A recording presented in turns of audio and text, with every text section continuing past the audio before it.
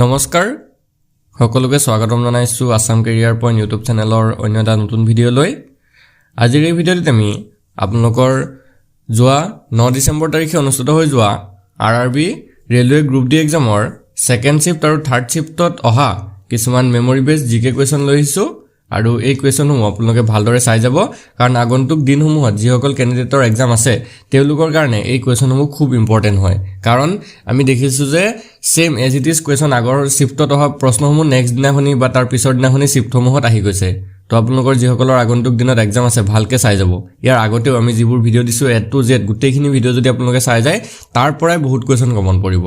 আৰু আমি যিখিনি পিডিএফ বনাইছিলো তাৰ পৰা বহুত কোৱেশ্চন কমন পৰিছে তো আপোনালোকৰ এই গোটেই কোৱেশ্চনবিলাক আমি এই পিডিএফত ইনক্লুড কৰি থৈছো তো যদি আপোনালোকৰ পিডিএফ খিনি লাগে এইখিনি যদি আপোনালোকে পঢ়িম বুলি ভাবিছে ভালকে তেতিয়াহলে এই পিডিএফ খিনি লৈ ল'ব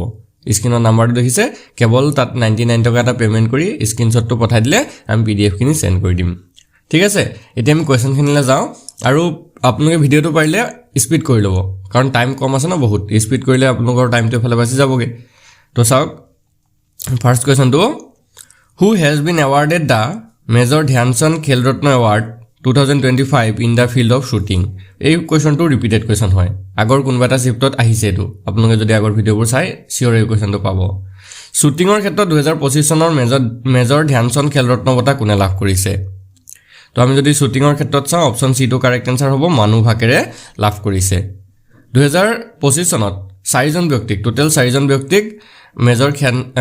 ধ্যান চান্দ খেল ৰত্ন বঁটা দিয়া হৈছিল তাৰে মানু ভাকেৰটো হৈ গল শুটিংৰ ক্ষেত্ৰত আৰু এগৰাকী আছে দবা মানে চেছ খেলত পাইছিলে ডি গুকেছে হকি খেলত পাইছিলে হৰমনপ্ৰীত সিঙে আৰু পেৰা এথলেটিক্সত পাইছিলে প্ৰবীণ কুমাৰে তো মানু ভাকেৰৰ হৈতে আৰু তিনিগৰাকী ব্যক্তিয়ে মেজৰ ধ্যান চান্দ খেল ৰত্ন বঁটা লাভ কৰিছিল তো এইবিলাক ইম্পৰ্টেন্ট হয় এই 4 জন ব্যক্তিৰ পৰা কোৱেশ্চন বনিছেই মনে তো আপোনালোকে ভালকে এটো মনত ৰাখি যাব নেক্সট কোৱেশ্চনটো হৈছে Which site was notified as India's 107th National Park in April 2025? এটো ৰিপিটেড কোৱেশ্চন হয় এটো আগত আহিছে 2025 চনৰ এপ্ৰিল মাহত কোনটো স্থান ভাৰতৰ 107 নং ৰাষ্ট্ৰীয় উদ্যান হিচাপে অধিসূচনা কৰা হৈছে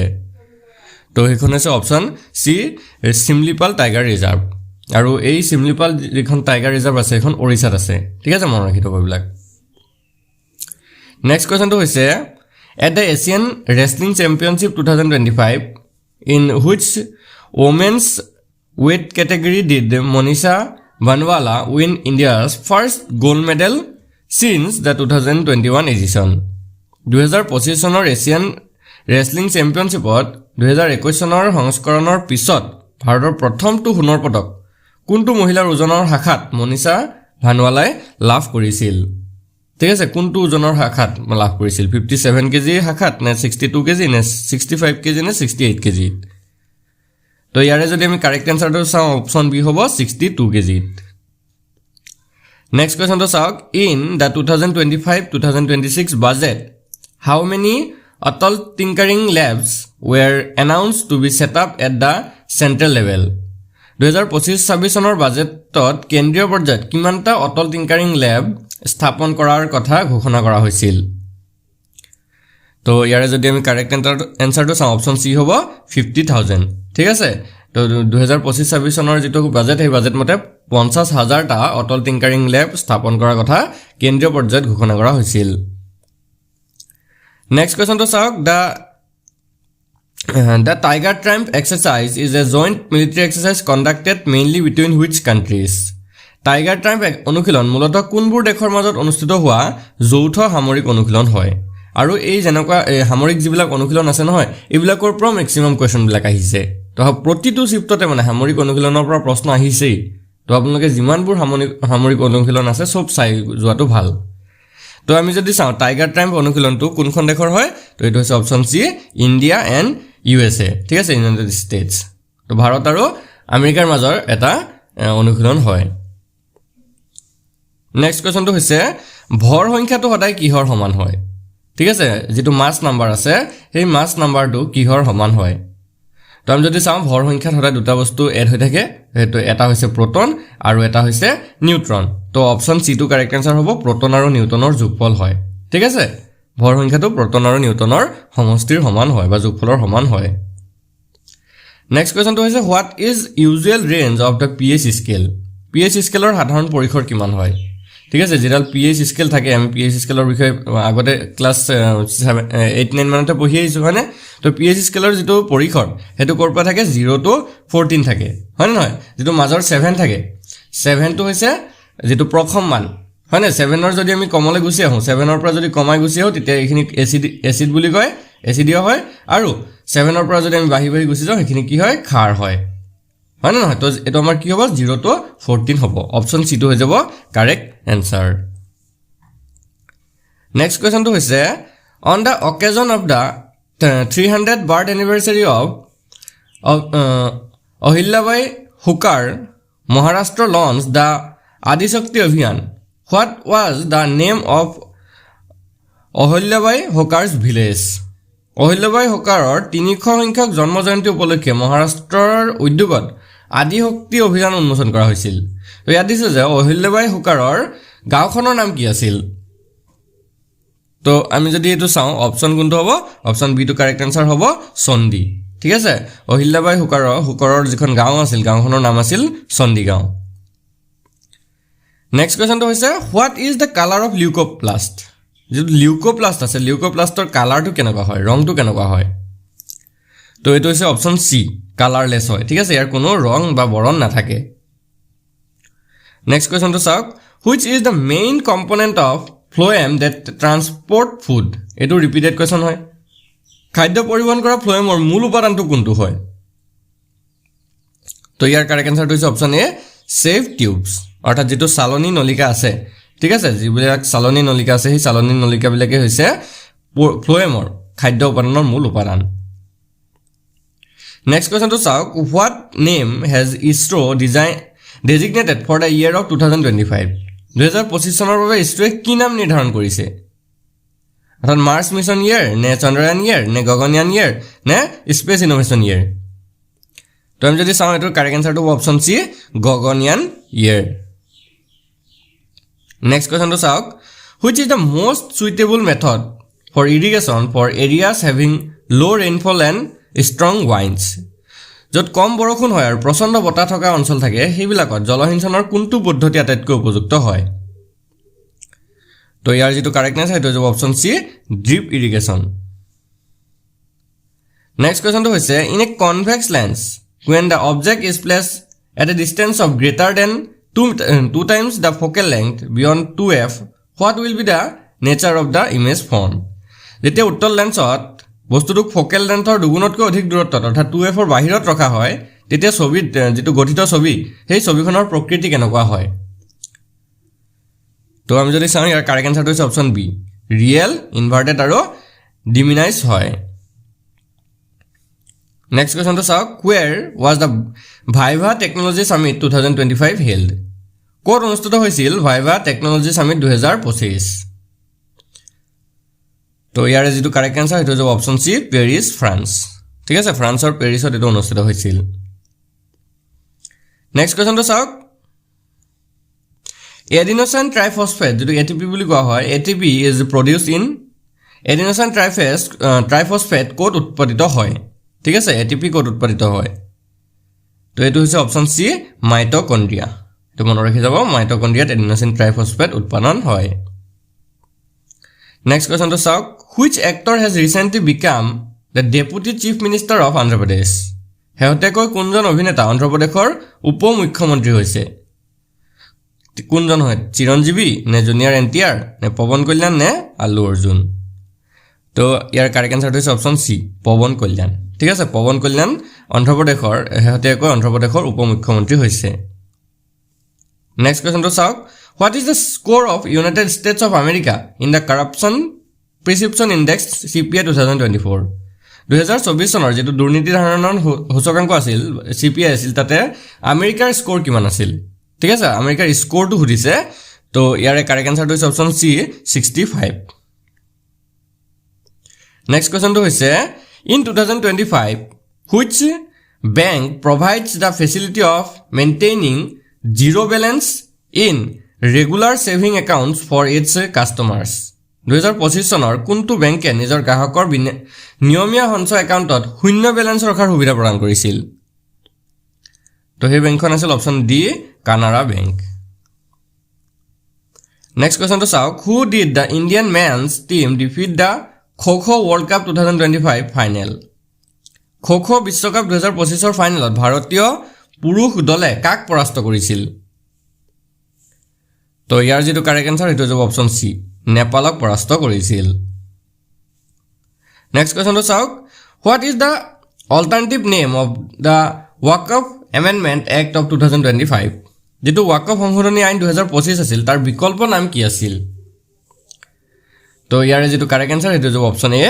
unified Waqf management empowerment efficiency and development act 1995 next কোৱেশ্যনটো হৈছে who chair the 10th governing council meeting of Niti Aayog held in May 2025 2025 চনৰ মে মাহত অনুষ্ঠিত নীতি আয়োগৰ দশম শাসক পৰিষদৰ বৈঠকৰ অধ্যক্ষতা কোনে কৰিছিল তো ইয়াতে এটা কথা মন কৰিব সদায় নীতি আয়োগৰ যিজন অধ্যক্ষ ঠিক আছে নীতি আয়োগৰ অধ্যক্ষজন আমাৰ ভাৰতৰ প্ৰধানমন্ত্ৰী হয় তো ভাৰতৰ যিয়ে প্ৰধানমন্ত্ৰী হ'ব তেৱে নীতি আয়োগৰ অধ্যক্ষতা কৰিব তো ইয়াতে কোনো আপোনালোকৰ টেনচন নাথাকে যিজন প্ৰধানমন্ত্ৰী থাকে তেওঁৰ নামটো আপোনালোকে ৰাইট মাৰি থৈব তো ইয়াতে যদি চাওঁ আমি অপশ্যন সি টো কাৰেক্ট আনসাৰ হ'ব নৰেন্দ্ৰ মোদী ঠিক আছে নেক্সট কোৱেশ্যনটো চাওক which sprinter has consistently completed the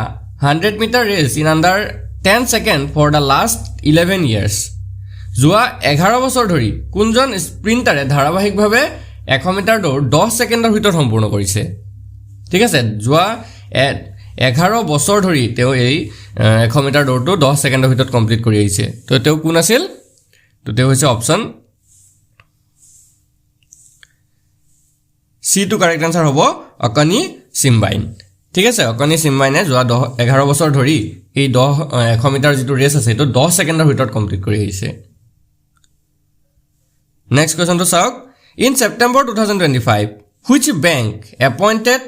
Ashish Pandey as its new managing director and chief executive officer 2025 চনৰ সেপ্টেম্বৰ মাহত কোনটো বেংকে আশিষ পাণ্ডেক নতুন পৰিচালন সঞ্চালক আৰু মুখ্য কাৰ্যবাহী বিষয়া হিচাপে নিযুক্তি দিছিল তো সেই বেংকখন আছিল option C union bank of India next কোৱেশ্যনটো চাওক which state recently launched the AI anchor named Ankita হেহতেকৈ কোনখন ৰাজ্যই অংকিতা নামেৰে AI anchor মুকলি কৰিছে তো ইয়াৰ ৰাইট আনসাৰটো আছিল অপশ্যন সি আসাম ঠিক আছে আমাৰ অসমৰ মুখ্যমন্ত্ৰী ডক্টৰ হিমন্ত বিশ্ব শৰ্মাই এই অংকিতা নামৰ যেটো AI anchor এটো মুকলি কৰিছিল নেক্সট কোৱেশ্যনটো চাওক which Indian city has recently been declared the leopard capital of India হেহতেকৈ কোনখন ভাৰতীয় চহৰক ভাৰতৰ নাহৰপুতুকিৰ ৰাজধানী হিচাপে ঘোষণা কৰা হৈছে তো হেখন হৈছে অপশ্যন সি বেংগলুৰুখনক ঘোষণা কৰা হৈছে নেক্সট কোৱেশ্যনটো হৈছে if a ball released from above with a what acceleration will it fall ওপৰৰ পৰা বল এটা যদি এৰি দিলে কি ত্বৰণেৰে পৰিব তো ইয়াৰ যেটো কাৰেক্ট আনসাৰ সেইটো হ'ব option C acceleration due to gravity অৰ্থাৎ যেটো মধ্যাকৰ্ষণ ত্বৰণ আছে মধ্যাকৰ্ষণ ত্বৰণে পৰিব যেটোক আমি 9.8 মিটাৰ পাৰ সেকেন্ড স্কয়াৰ তল হৈ মানে তলমুখ হৈ পৰিব নেক্সট কোৱেশ্যনটো চাওক if an electric current of 0.15 ampere flows through a conductor of 8 minutes how much charge will pass through it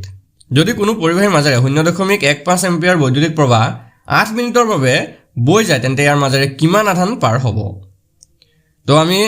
যেহেতু আমাক আধানটো উলিয়াব দিছে তো আধানটো কিউ বুলি কোৱা হয় হয়নে নহয় তো কিউ আমি কেনেকৈ উলিয়াব পাৰো কিউ উলিওৱা যেটো ফৰ্মুলা হেতু হৈছে I * T ঠিক আছে I মানে হৈছে প্ৰবাহ আৰু T মানে হৈছে সময় তো আমি যদি চাও I টো ইয়াতে কিমান দিয়া আছে আমাৰ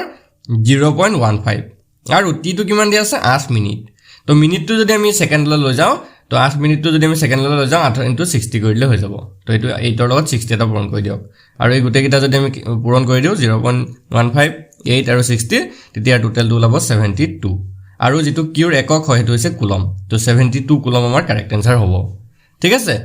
তো ইয়াৰ ভিতৰত অপশ্যন সি টো হৈ যাব কাৰেক্ট আনসাৰ ঠিক আছে 72 কুলম হ'ব নেক্সট কোৱেশ্যনটো চাওক if an object of mass 2 kg is kept at a height of 9 meters what will be its potential energy যদি 2 কেজি ভৰৰ বস্তু এটাক 9 মিটাৰ উচ্চতাত ৰখা হয় তেন্তে ইয়াৰ সম্ভাৱ্য শক্তি বা যেটো পটেনশিয়াল শক্তি হেতু কিমান হ'ব তো আমি পটেনশিয়াল এনাৰ্জি উলিয়াবলৈ ফৰ্মুলাটো জানো PE হয়নে পটেনশিয়াল এনাৰ্জি মানে হৈছে mgh